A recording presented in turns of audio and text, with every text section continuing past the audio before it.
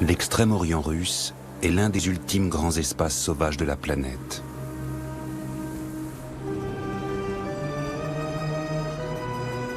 Ces vastes forêts abritent un prédateur de toute beauté. Le tigre de Sibérie, aussi appelé tigre de l'amour, en référence au fleuve éponyme, est le plus imposant des tigres et le maître incontesté de la taïga. Lui qui était encore au bord de l'extinction il y a 80 ans est désormais une espèce protégée et reconquiert peu à peu son habitat.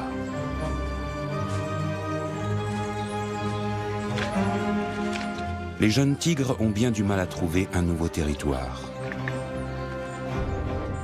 Les patriarches bien établis n'ont pas l'intention de leur céder la place. Mais la taïga est de moins en moins sauvage. Le commerce lucratif du bois attire les hommes toujours plus profonds dans la forêt.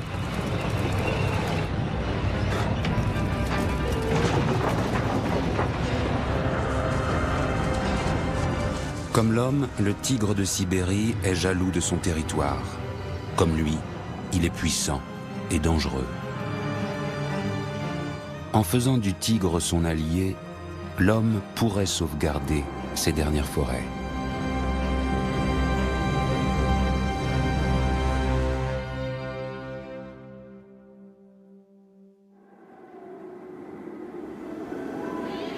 L'hiver s'est installé avec une température de moins 40 degrés.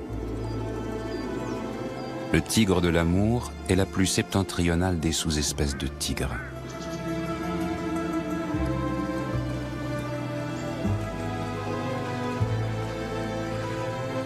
Pour affronter les températures hivernales extrêmes, il faut une fourrure épaisse et une bonne couche de graisse. Mais le grand carnassier a surtout besoin de sa ration quotidienne de viande, pas moins de 8 kilos. La tigresse doit s'approcher encore un peu. Son atout, c'est l'effet de surprise.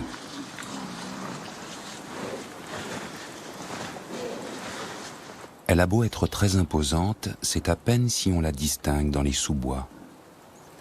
Elle avance à pas feutrés en prenant soin d'utiliser le couvert végétal pour mieux se camoufler.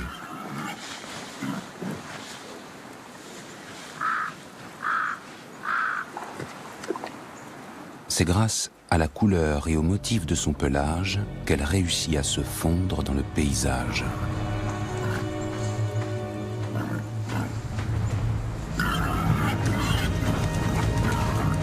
« 90% de ses attaques se soldent pourtant par un échec. Mais rentrer bredouille n'est pas une option quand ses petits cris faminent.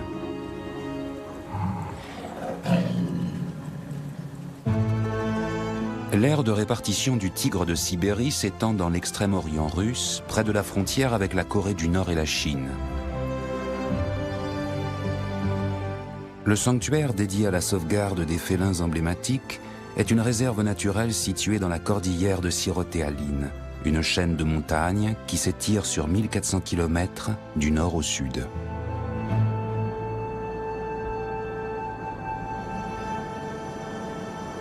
C'est ici, au fond d'une vallée, qu'une tigresse élève ses 2 tigreaux. Un mâle et une femelle. Âgés d'à peine 1 an, ils sont bien trop jeunes pour prendre soin d'eux-mêmes.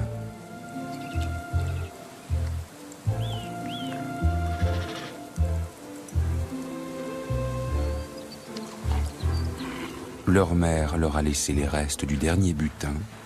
Elle repart à la chasse.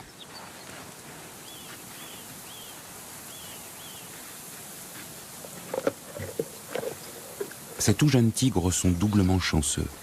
Leur mère est une chasseuse expérimentée et ils ont vu le jour dans une réserve qui les protège. Il n'en a pas toujours été ainsi. Il y a encore quelques décennies, les braconniers pourchassaient les jeunes tigres livrés à eux-mêmes. Les captifs étaient vendus à des zoos et des cirques du monde entier.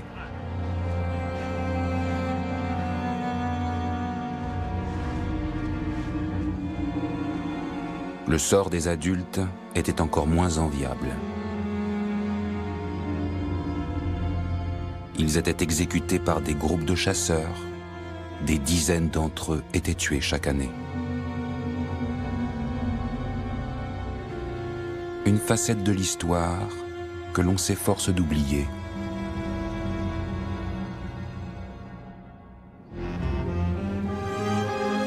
Mais il y a aujourd'hui des raisons d'espérer. Le tigre de Sibérie est aujourd'hui strictement protégé et la Russie a d'ailleurs créé d'immenses réserves spécialement pour eux. Et si on les traque aujourd'hui, c'est avant tout pour mieux les comprendre. Il faut s'armer de patience. Les tigres restent souvent invisibles, retranchés au plus profond de la forêt. Grâce aux pièges photographiques, les animaux farouches sont observés et leurs habitudes dévoilées. Les chercheurs sont confrontés à de multiples questions. Ils voudraient savoir combien de tigres se partagent un territoire.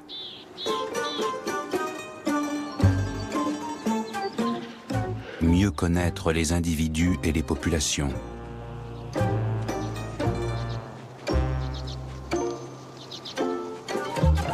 Les dimensions de leur territoire et les moments de la journée où ils sont actifs sont aussi des points à élucider. Empruntent-ils des itinéraires déterminés? On évalue à 600 le nombre de tigres présents en Sibérie. En 1940, le premier recensement avait fait l'effet d'une bombe. Seuls 30 individus avaient survécu à la traque systématique et effrénée qu'on leur avait livrée. Il a fallu des décennies et la création de dizaines de réserves pour voir leur population se reconstituer peu à peu.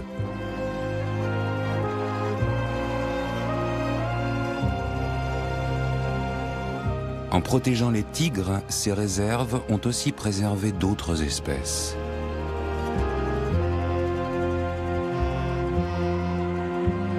La forêt des tigres est vraiment une enclave à part.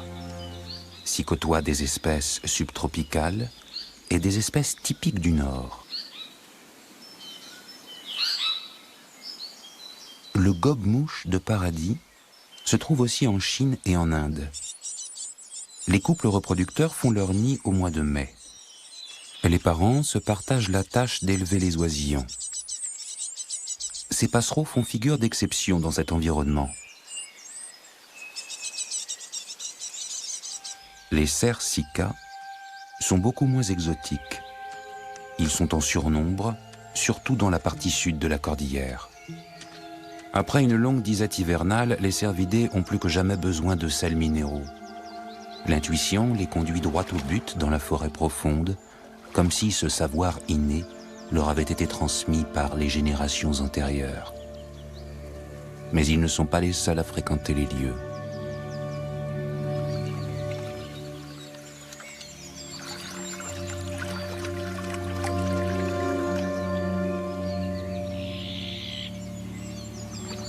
Les cervidés flairent le danger.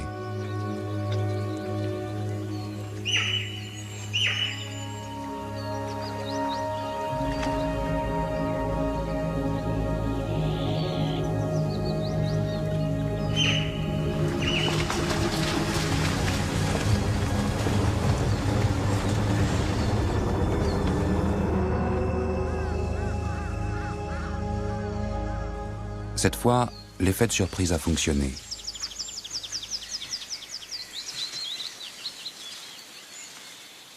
Le tigre a pris sa proie par surprise. Le tigre de Sibérie est le plus imposant de tous les félins. Les mâles peuvent dépasser les 300 kilos, les femelles pèsent 2 fois moins.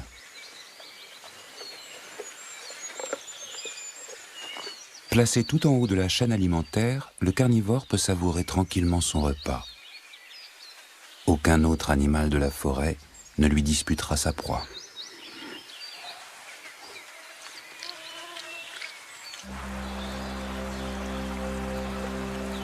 Il détrône ainsi l'ours qui occupe le premier rang partout ailleurs en Russie. Ici, c'est le plantigrade qui est au menu du félin.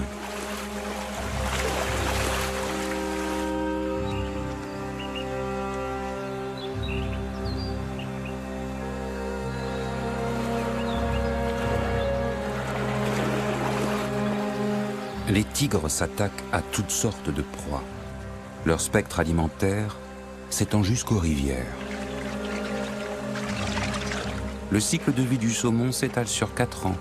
Des centaines de milliers de poissons se reproduisent avant de mourir, épuisés par leur long voyage.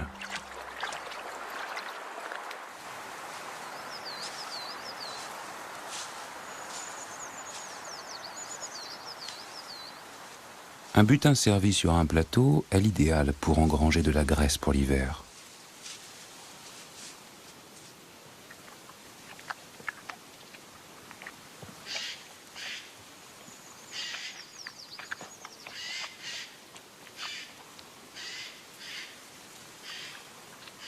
Mais il y a aussi des années sans.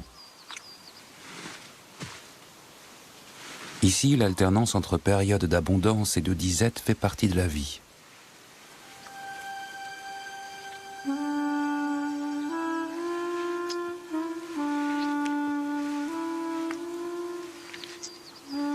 Les années maigres, la tentation est grande de lorgner le monde des humains.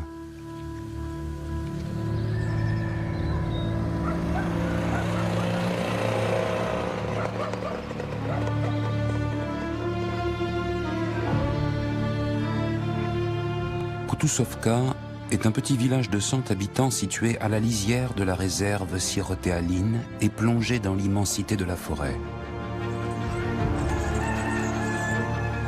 La nuit dernière, un tigre a attaqué un chien et l'a dévoré. Une situation qui n'a rien d'inhabituel depuis que les tigres sont de retour.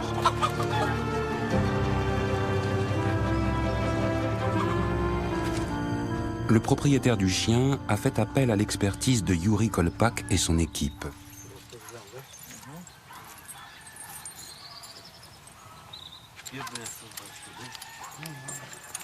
Quelques boules de poils, un collier, c'est tout ce qu'il reste du canidé. Ce n'est pas la première fois qu'un chien se fait attaquer au village. Il a été saisi par un piège photographique.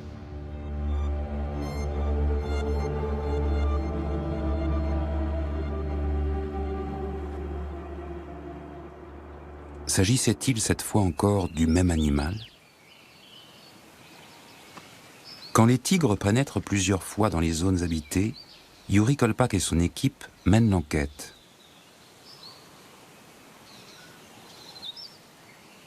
Les empreintes sont le premier élément du puzzle. Le tigre est-il blessé? Est-ce un individu solitaire? Et quels sont les autres animaux qu'il a attaqués? L'équipe travaille pour le compte de la région et de son centre pour la protection des tigres de l'amour.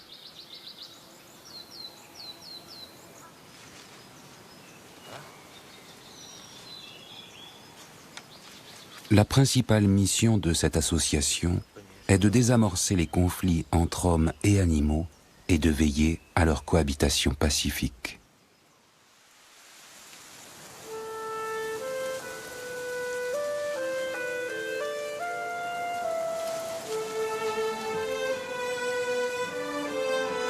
L'automne, déjà.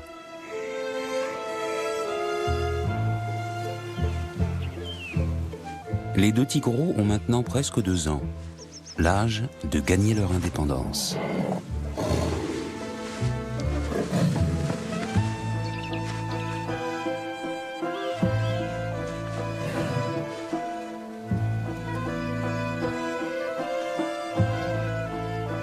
Elle commence par la recherche d'un territoire.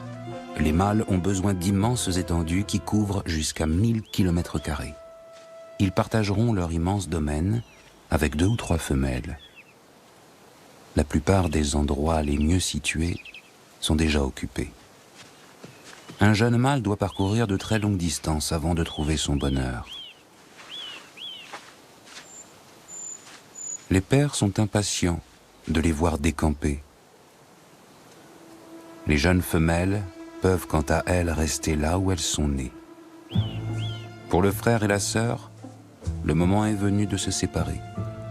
Avec un peu de chance, le jeune mâle tombera sur une année faste pour se lancer.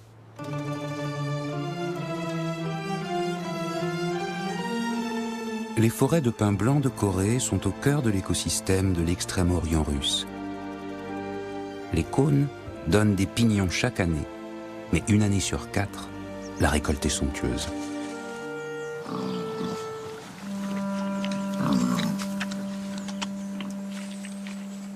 Les sangliers et les cerfs sika sont les premiers à profiter de cette générosité des arbres. En fin de chaîne, les tigres ont tout à y gagner.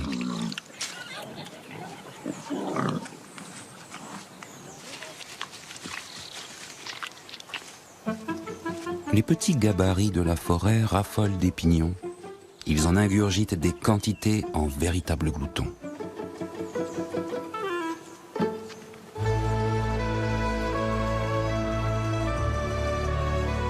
Sur les versants sud de la cordillère, c'est le chêne de Mongolie qui domine le paysage.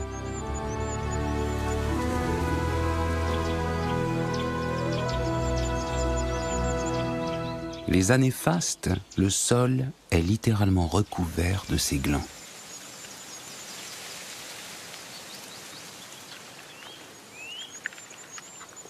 Les forêts de pins blancs de Corée et de chênes de Mongolie sont le garde-manger de la faune locale.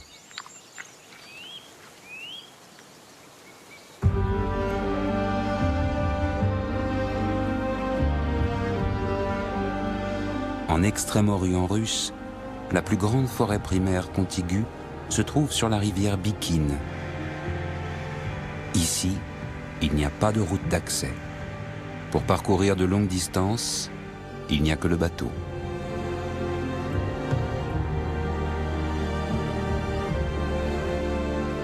C'est le terrain de chasse des Oudillés depuis des siècles. Cette ethnie de chasseurs-cueilleurs vit de ce que lui donne la forêt.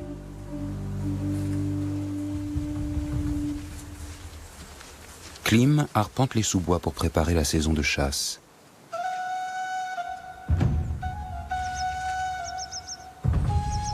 La fourrure de zibeline est une source de revenus non négligeable pour lui. La zibeline étant une petite martre dont la fourrure d'hiver est très fournie. En automne, Klim contrôle les pièges et les rafistole au besoin. Leur mécanisme est on ne peut plus élémentaire. En voulant manger l'appât, la zibeline déclenche la chute d'un rondin de bois. Elle meurt sur le coup, mais sa fourrure, elle, est intacte.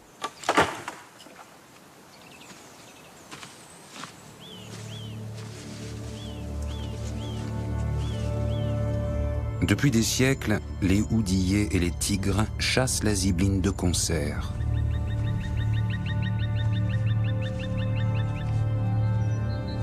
Leur cohabitation observe une règle élémentaire. Toujours bien garder ses distances. Mais les tigres intriguent les hommes et vice-versa. La marque olfactive laissée par l'animal renseigne Klim sur le moment de son passage. Le tigre, de son côté, s'intéresse de très près à tout ce qui se passe sur son territoire.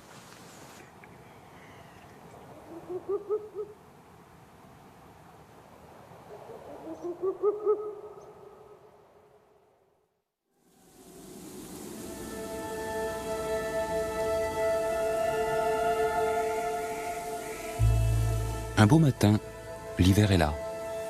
Les premières neiges mettent les habitants de la forêt à rude épreuve.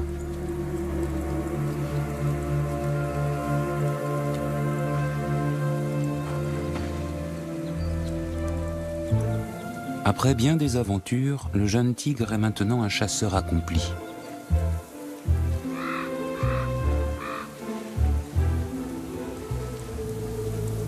Mais il ne peut plus compter sur le couvert végétal et la poudreuse alourdit ses pas.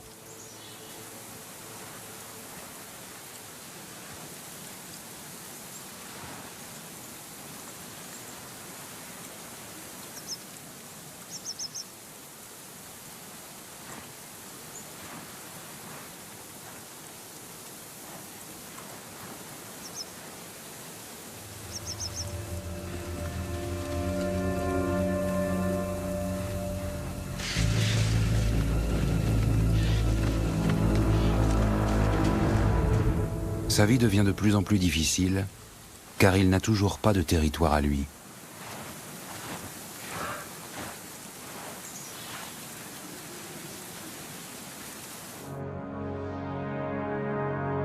On pourrait croire facile de trouver un domaine dans une telle immensité, mais loin de là.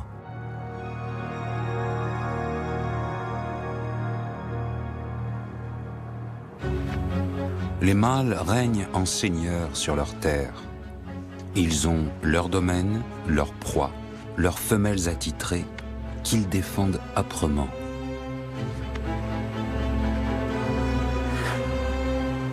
Sans relâche, ils arpentent leur territoire pour en marquer les frontières.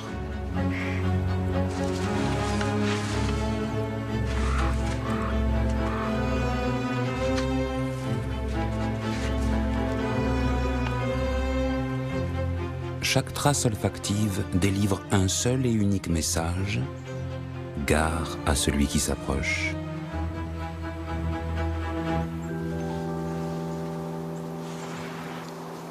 Qu'il fait bon se prélasser quand on se sent chez soi.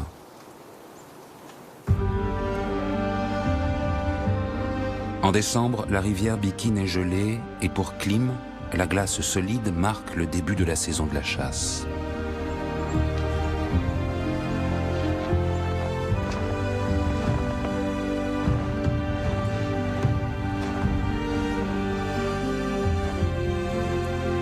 Il y a 20 ans à peine, il pouvait encore subvenir aux besoins de toute sa famille grâce au négoce de la zibeline.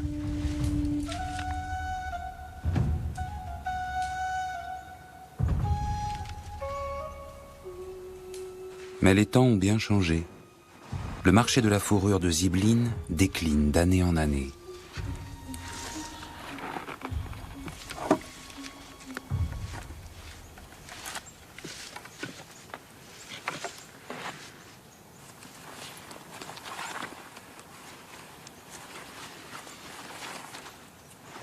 Mais la forêt regorge encore de trésors pour qui veut se nourrir. Il y a des champignons, des baies, des plantes aux vertus curatives, des poissons et du gros gibier à profusion. Pour ce qui est des cerfs et des sangliers, Klim est en concurrence avec les tigres de Sibérie. Les chasseurs oudillés considèrent le tigre comme un animal sacré. Tuer un tigre sans raison valable porte malheur.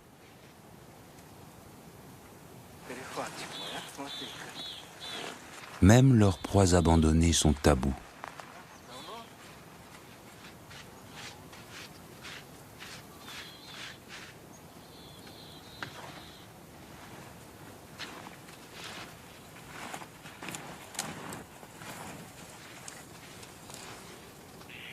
Seuls les tigres qui attaquent l'homme peuvent être chassés. Au fil du temps, les félins ont compris que les hommes savaient se défendre contre eux.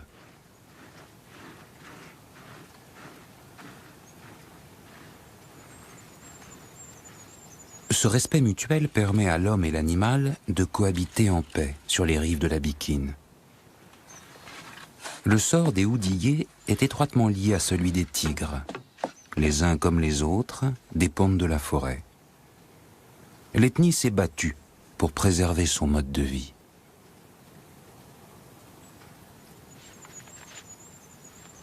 Ce faisant, elle a protégé le pays des tigres de la déforestation.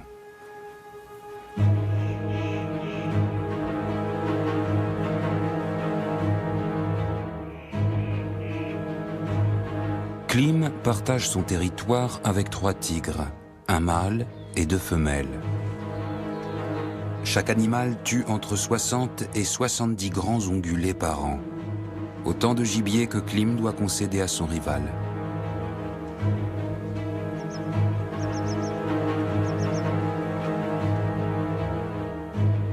La vieille femelle expérimentée connaît les endroits les plus stratégiques du territoire, ceux où elle pourra prendre les animaux par surprise.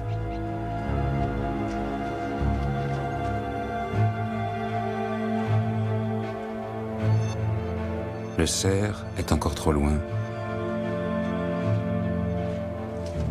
La tigresse s'immobilise dès qu'il est en vue.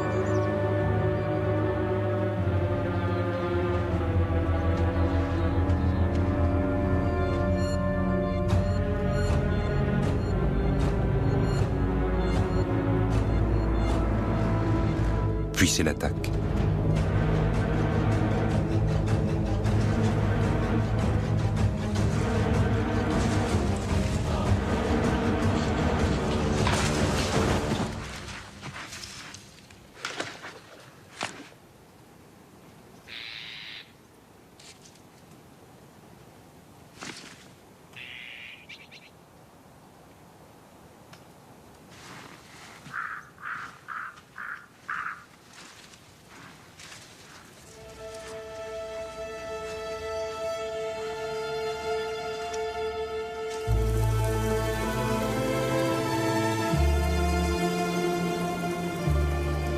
Les pies bleues et les corneilles volent au-dessus du tigre et de son trophée, comme les mouettes suivraient un bateau de pêche qui ramène ses filets.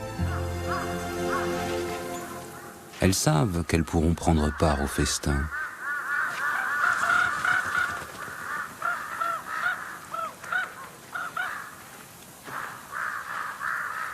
Sans l'habileté dont fait preuve le tigre à la chasse, beaucoup d'animaux charognards ne passeraient pas l'hiver. Par des températures de moins 30 degrés, la tigresse doit capturer un grand nombre de proies. Seuls les butins les plus imposants fournissent les 8 kilos de viande quotidien nécessaires à sa survie.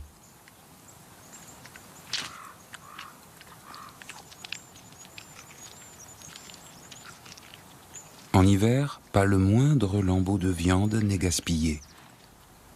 La tigresse fait des allers-retours incessants. Du cadavre, elle ne laissera que la fourrure et les os. Pour les corneilles, la patience a payé.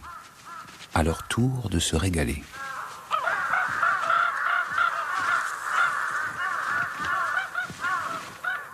Les tigres n'aiment pas partager, mais cette femelle laisse les maigres restes aux oiseaux affamés.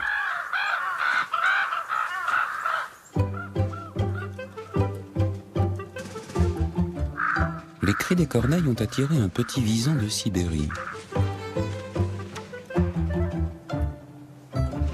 Il se contente de chasser des mulots et des petits oiseaux, mais pour les repas plus copieux, il s'en remet aux tigres. Les corneilles font tout pour troubler ce buffet, elles étaient là en premier.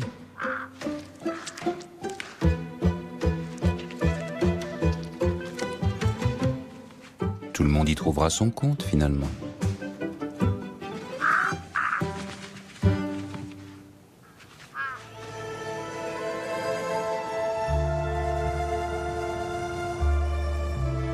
Le jeune tigre a parcouru de longues distances et a sillonné la montagne d'est en ouest. Il a survécu à beaucoup d'aventures, mais il n'est pas au bout de ses peines.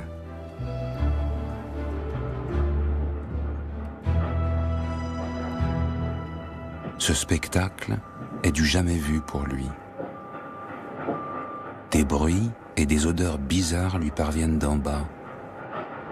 S'il reste méfiant, ce qu'il voit titille sa curiosité.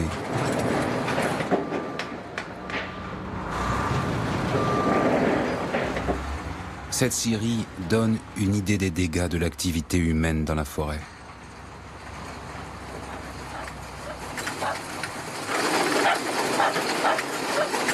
Le chien est le premier à sentir la présence de l'intrus.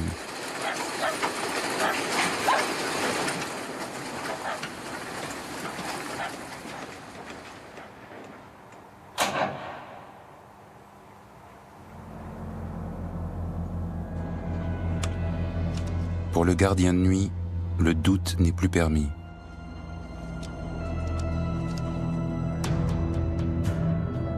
Une nuit éclairée comme en plein jour.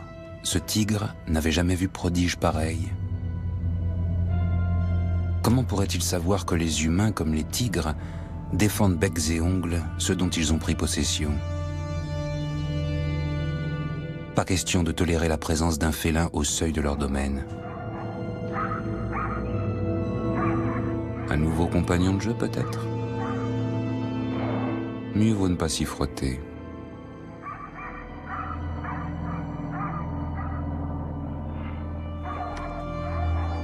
Rien à se mettre sous la dent, et une nuit claire comme le jour.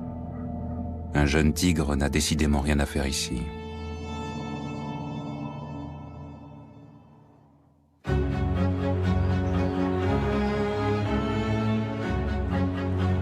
Le monde moderne fait reculer la forêt inexorablement, d'année en année.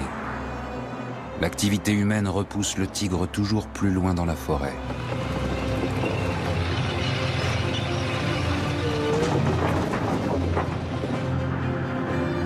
Mais le tigre a des droits. Il est protégé et sa population se refait une santé. Plus nombreux aujourd'hui, ils font de plus en plus souvent irruption dans le monde des humains. Pour le seigneur de la taïga, ces rencontres sont souvent fatales.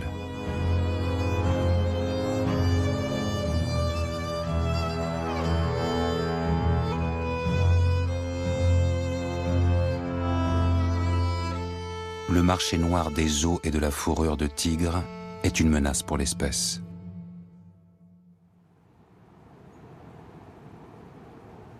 Un matin d'hiver à Kutuzovka. Ici, la vie est rude mais paisible.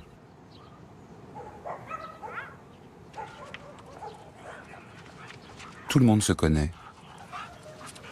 Et l'entraide est la règle. Mais derrière l'idylle, il y a une autre réalité.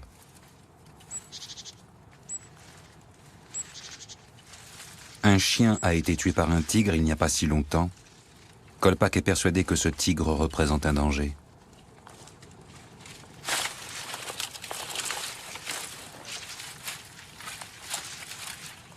Les hommes construisent un enclos avec une toute petite ouverture. Un piège qui se refermera sur le tigre quand il voudra atteindre la nourriture faisant office d'appât.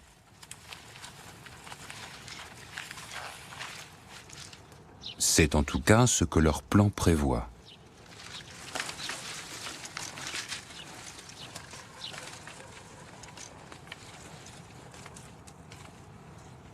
Il est aussi prévu qu'un signal radio donne l'alerte dès que la bête sera capturée. Elle sera aussitôt anesthésiée.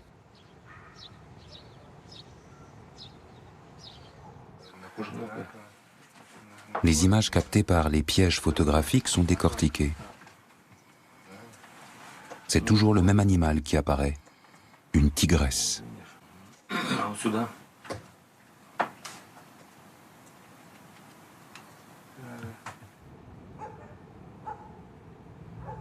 Kolpak et les villageois l'attendent en vain, des journées entières.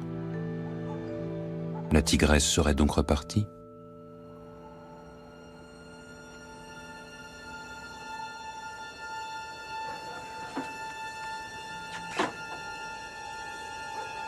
Jusqu'à cette nuit.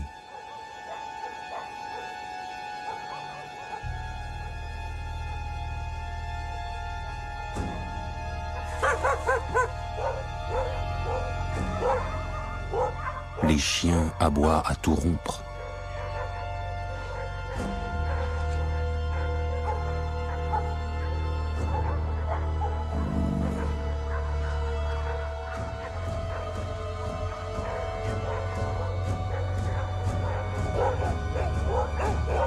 Un vent de panique souffle sur Kutuzovka.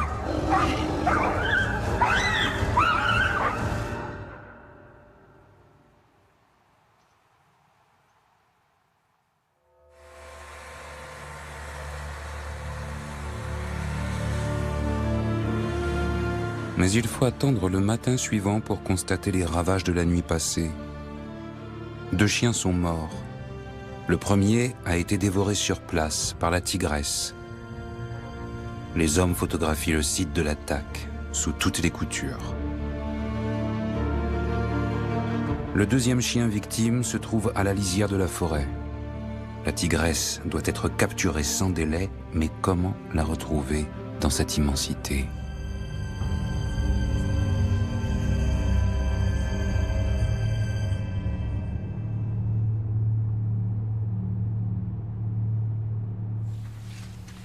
La femelle est bien trop avisée pour tomber dans le piège qu'on lui a tendu, et les experts doivent trouver une nouvelle stratégie.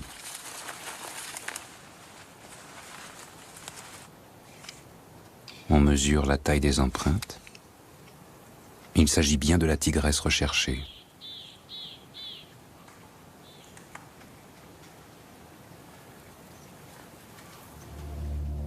La tigresse sait qu'elle est suivie. C'est finalement dans les fourrés des sous-bois que l'affrontement a lieu.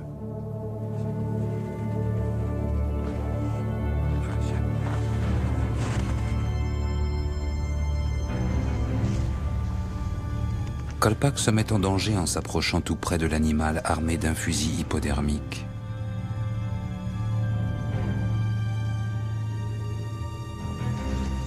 Mais la vue n'est pas assez dégagée.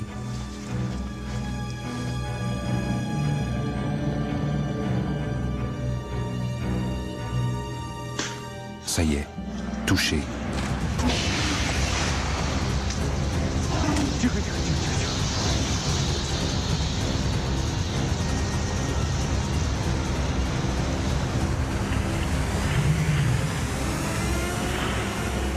Le tir ne va pas tarder à faire son effet.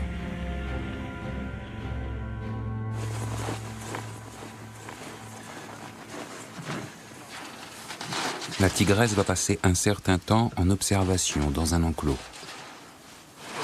Si elle est vieille et malade, elle sera recueillie dans un zoo. Si elle est jeune et vigoureuse, elle sera placée dans une réserve, loin des zones habitées.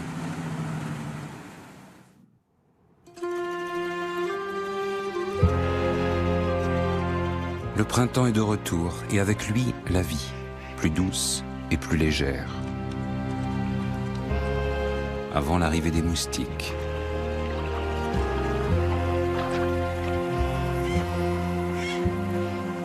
La forêt fait peau neuve, les couleurs explosent et les bruits aussi. Les grenouilles sont les premiers violons de cet immense concert. Au mois de mai, elles déferlent dans leur zone de ponte.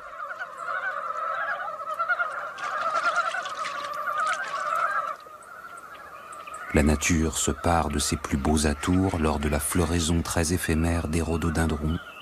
Elle ne dure qu'1 à 2 semaines.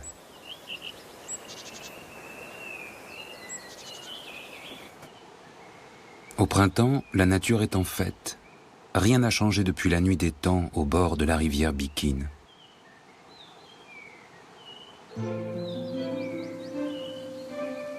Un véritable paradis, parfait pour un tigre à la recherche de son territoire.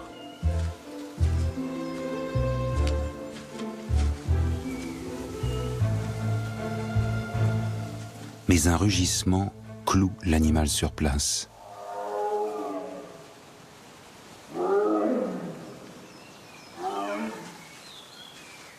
Un adulte se trouve dans les parages.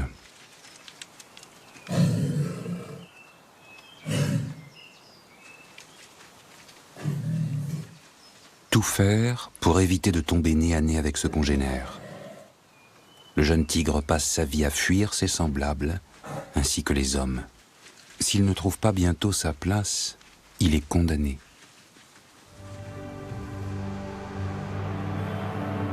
C'est dans le monde civilisé qu'on décide du sort du tigre de Sibérie. Vladivostok est la plus grande ville située dans le domaine des tigres. Chaque année, le 4e dimanche de septembre, les habitants de l'extrême-orient russe y célèbrent la journée du tigre, la plus grande fête mondiale dédiée aux félins. Le Centre pour la protection des tigres de l'amour, l'un des principaux acteurs pour la sauvegarde des tigres, est à l'initiative de cette manifestation. L'avenir des tigres est entièrement entre les mains des hommes. Les grands félins ne survivront que si les hommes le veulent bien.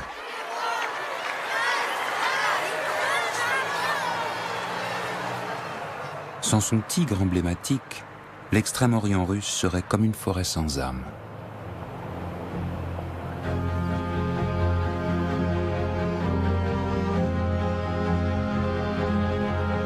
Le tigre n'est pas le seul en danger, c'est tout un écosystème qui est menacé. Le gobe-mouche de paradis, le tétras de Sibérie, l'élan,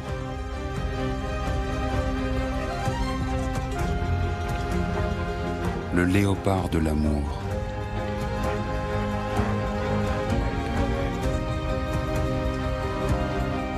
Ou l'ours à collier. Tous profitent indirectement de la protection des tigres.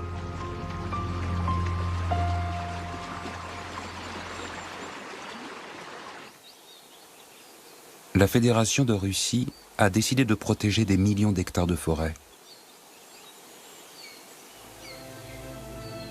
Dans l'une des réserves, au bord de la rivière, une longue odyssée touche à sa fin.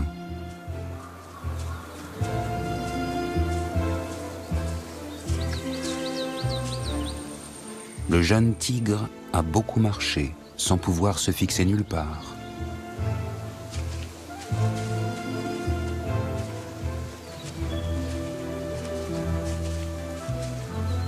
Cette fois, il a trouvé sa place.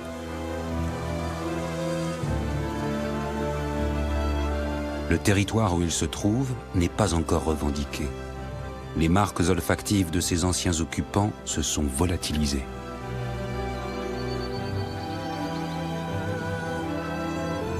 Une jeune tigresse l'a devancé dans la découverte de ce havre de paix.